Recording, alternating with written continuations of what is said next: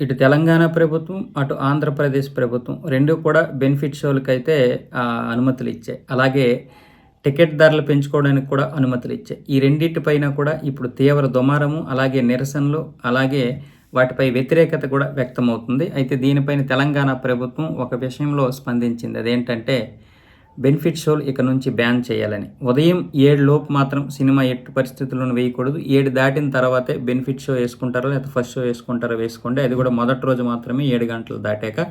తర్వాత రోజు నుంచి మళ్ళీ యథావిధిగా అన్ని 9 గంటల తర్వాతే సినిమా మొదలుపెట్టాలని ఇప్పుడు తెలంగాణ ప్రభుత్వం అయితే ఒక నిర్ణయం తీసుకుంది. దానికి కారణం మీకు తెలిసిందే. సంధ్యా థియేటర్‌లో ఒక ఫ్యామిలీ సినిమా చూడడానికి రావడం, అక్కడికి అల్లు అర్జున్ రావడం, దాంతో అక్కడ తొక్కిసలాట జరగడంతో ఆ ఫ్యామిలీ వాళ్ళ మధ్య నలిగిపోయింది. ఒక తల్లి, కొడుకైతే కింద పడిపోయారు తొక్కిసలాటలో. అందరూ వాళ్ళ మీద తొక్కేయడంతో ఆ తల్లి అయితే రేవతి గారు అక్కడే చనిపోయారు. కొడుకు ఇప్పుడు ప్రాణాపాయ స్థితిలో ఉన్నాడు. ఇంచుమించు 72 గంటలు గడిస్తే గానీ అబ్బాయి పరిస్థితి ఏంటో చెప్పలేని పరిస్థితిలో డాక్టర్లు అయితే చెప్పారు.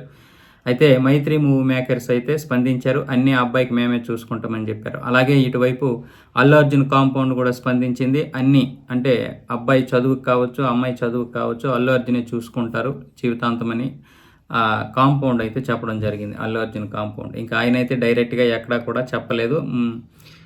ఒక 10 రోజులు, 20 రోజులు పోయిన తర్వాత అనౌన్స్ చేయాలి. ఎందుకంటే అబ్బాయి పరిస్థితి ఏంటో తెలీదు కాబట్టి అబ్బాయికి గనక ఏదైనా జరిగితే ఇంకా ఈ 'పుష్ప 2' మీద ఇంకా ఎక్కువ నెగెటివ్ వచ్చే అవకాశాలుంటాయి. ఎందుకంటే సినిమా అంటే తప్పేమి అల్లు అర్జున్ తప్పు కాదు. కాకపోతే చెప్పకుండా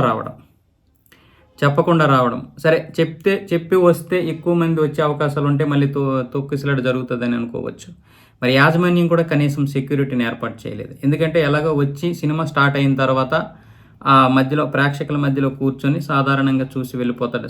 సాధారణ ప్రేక్షకుడిలాగా అనుకున్నారు. కానీ అక్కడ అల్లు అర్జున్ రావడం జనాలకి తెలిసిపోయింది. దాంతో లోపల కూర్చున్నటువంటి జనాలు బయటకు వచ్చేయడానికి ప్లాన్ చేశారు. దానివల్ల ఈ తొక్కిసలాట జరిగింది.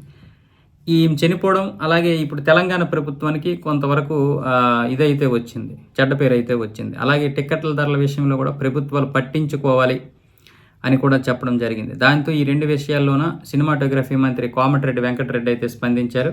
క్యాబినెట్‌లో నిర్ణయం తీసుకున్నాం. ఇక నుంచి బెనిఫిట్ షోలను అయితే బ్యాన్ చేస్తున్నాం. అలాగే సంక్రాంతికి వచ్చే కొత్త సినిమాల పైన కూడా టికెట్ ధరలు పెంచాలా వద్దనేది కూడా మేము నిర్ణయించుకుంటాం.